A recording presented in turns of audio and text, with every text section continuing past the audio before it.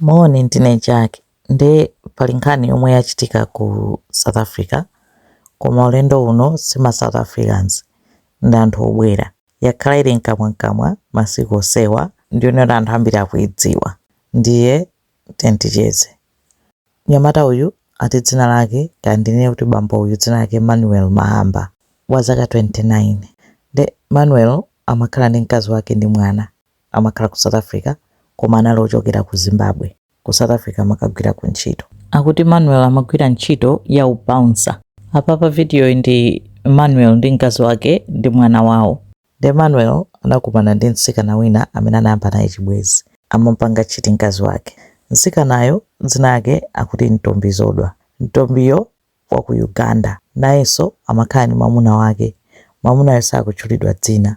Ntombi ali ndi ana awiri ndi mwamuna wake amakhala limodzi nawonso ongochoka ku Uganda kupita ku South Africa kukagwira ntchito. Nde Ntombi amagwira ntchito mu shopu ati shopu yogulitsa mapati amagalimoto makapati. Ndi ali kugwira ntchitoko ndi kumene anakumana ndi Manuel. Ati Manuel amakonda kumapita ukatani kumakagula mapati agalimoto atakumana meneko onse kuyamba chani chibwezi kukhala kuti onse akuchita wina achita chiti mkazi wake wina achita chiti mwamuna wake ngomapitirira. Ndawo kuti tsiku lina anapezeka kuti Ntombi anapita ku nyumba kwa Manuel koma sankadziwa kuti nyumba yomwe amakhala Manuel amachita share ndi anthu aku Uganda.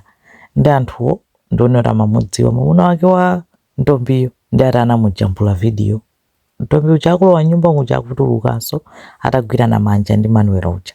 Ndi anthu aja video anayitumiza kwa mwamuna wake wa Ntombi mpamene mwamuna wa Ntombi anadziwira kuti Ntombi akutani akupanga chiti. Ndara anayambana kwambiri kwauko atanakangana mpaka Ntombi kupepesa kuti ayi ndikhululukireni sensabwerezaso. Ndara anamukhululukiradi ndipo Ntombi akuti pa 28 February. Ndakuti pa 28 February Ntombi anamuimbira phone Manuel kuthetsa chibwezi kumuuza kuti basi chibwezi chatha sitingapitirizenso mwamuna wanga sizinamtsangalaze.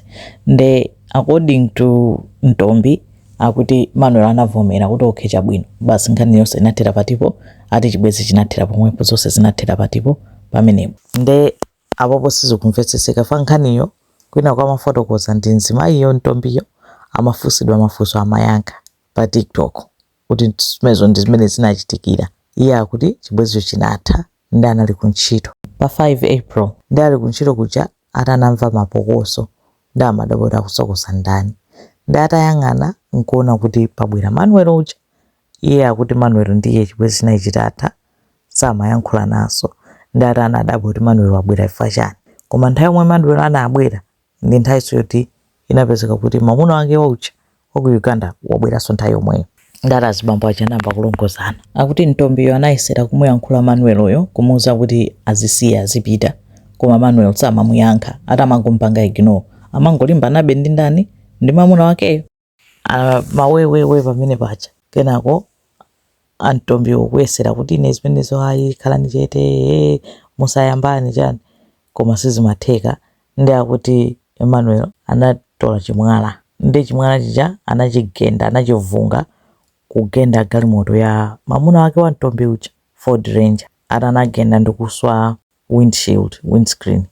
Ndi pamene mwamuna wake wa Ntombi anapsa mtima kulowa galimoto ndikuyamba kutani kumugunda. Mzimayi amaoneka mu video atavala za white akudumpha akufuula uja.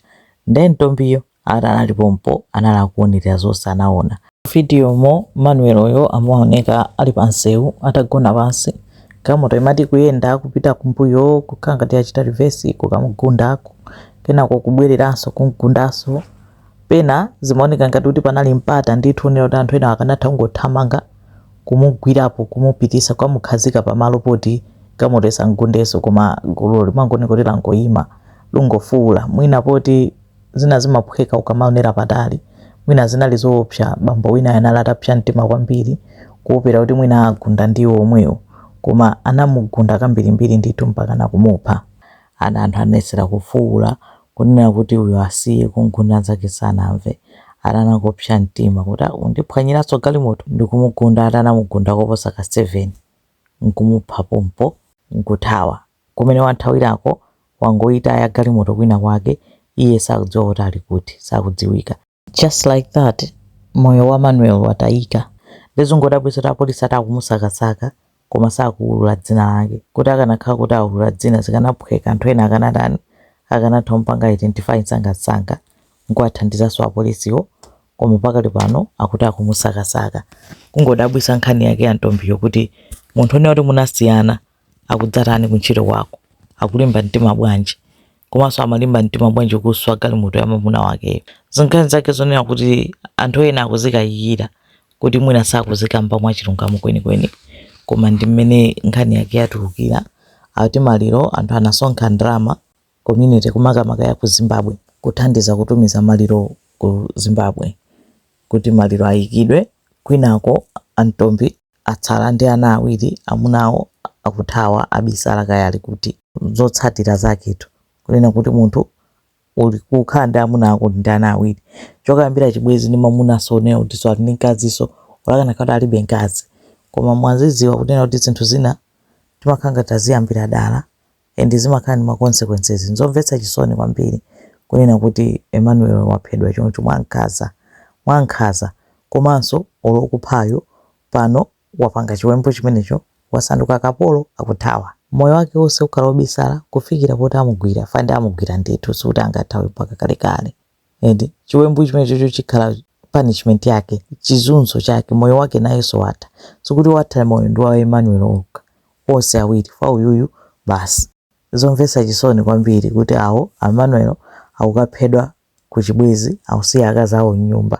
Kaya ndingaiti love triangle, kaya ndingaiti nangasiya anthu folo kuti uyo aliyense ali ndi banja nkumapanga zimenezozo, koma ndi mmene akuti zatani zakhalira. Zina zimafunika kungolimba mtima kuzitaya ngati zalakwika, ngati zayipa, move on. Apopo Antombi zodwawo khalekhale apezanso banja akwatiwa, iyo ikhala history.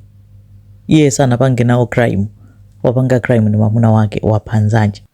Zikomo kwambiri, mukayendetse kulopambana.